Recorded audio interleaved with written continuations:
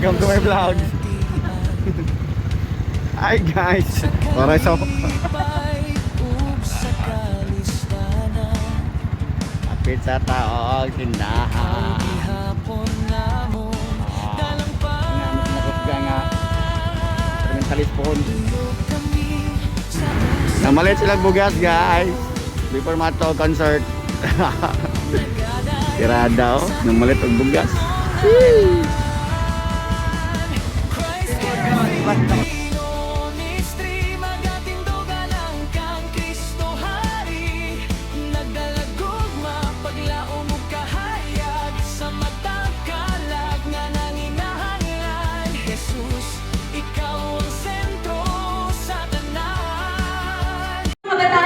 Just about events. This is not just about the talents of the youth, but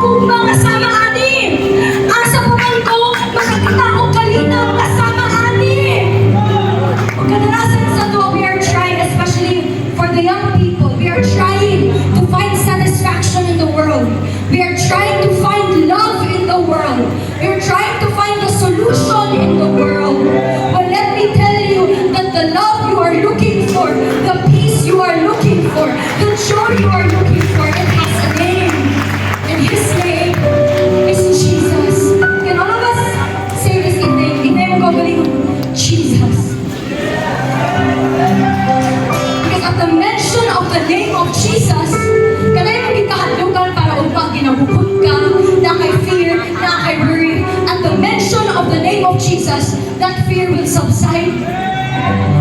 Why do we speak Jesus? Kaya kailangan mo ang struggle, depressed ka, oppressed ka, pili na ko maadlaw din ka tulog. Feel na ko wala ko giigugma sa akong gilikan. At the mention of that one name, Jesus, you will find a hope. You will find love so true. Why do we speak about Jesus? Pwede man yung kaagi karon, lulong na kay ka sa bisyo, lulong ka sa mga kalibutan ng mga pamaagi, kalibutan ng mga putakwa, kakabalong sa ang panahon paggawas. How can I get out of my lust?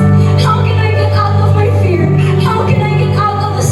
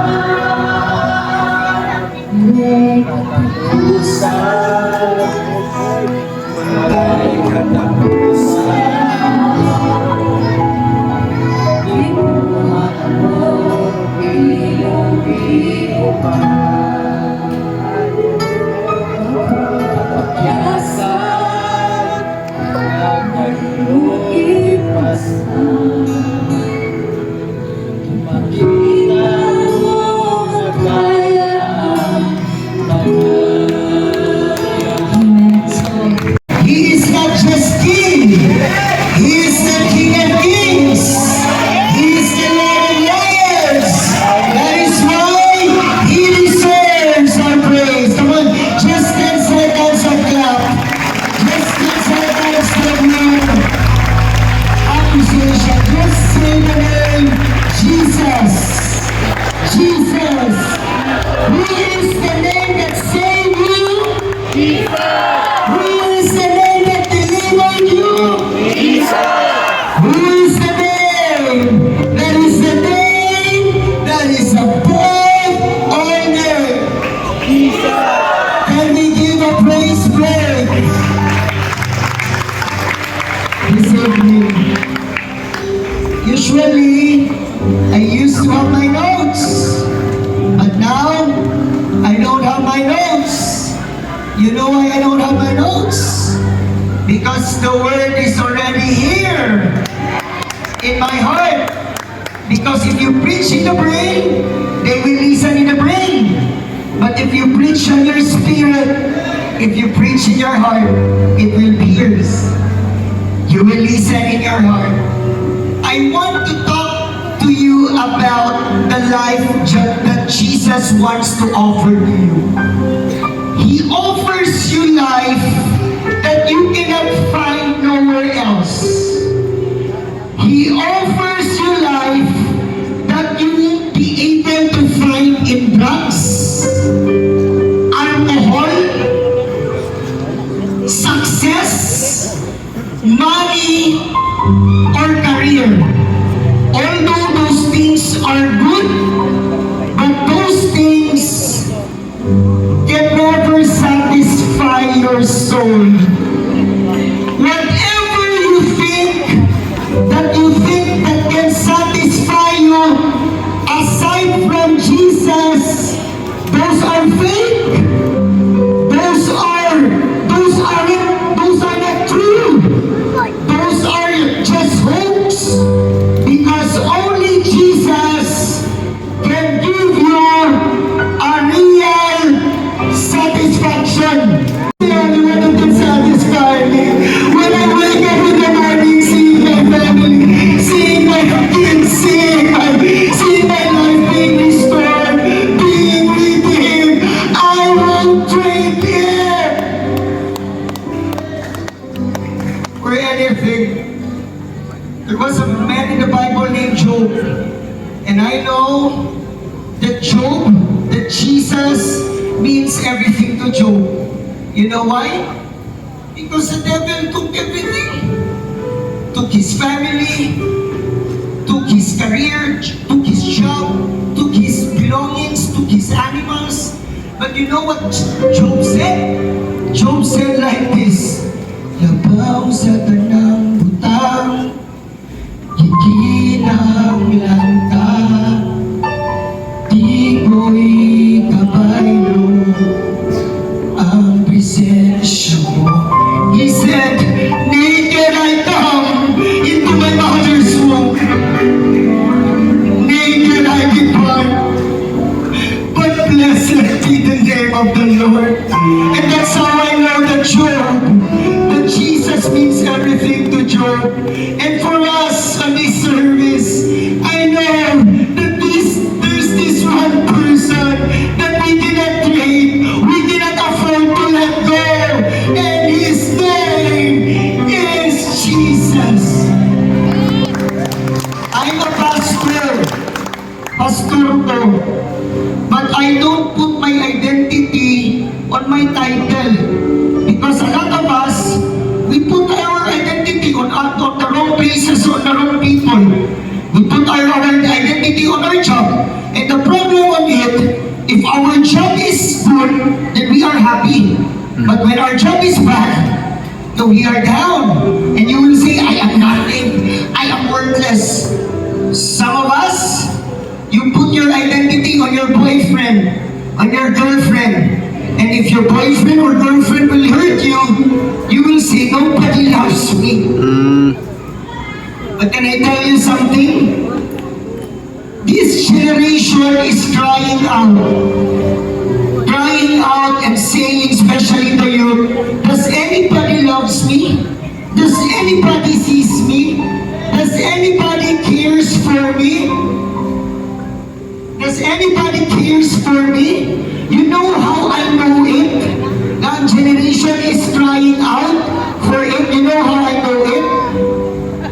Lord, to come to the altar and let the Lord give you, and you will experience.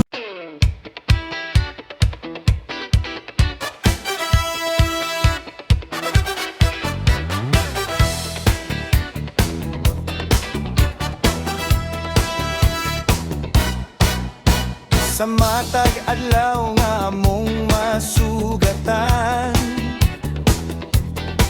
di mong gugma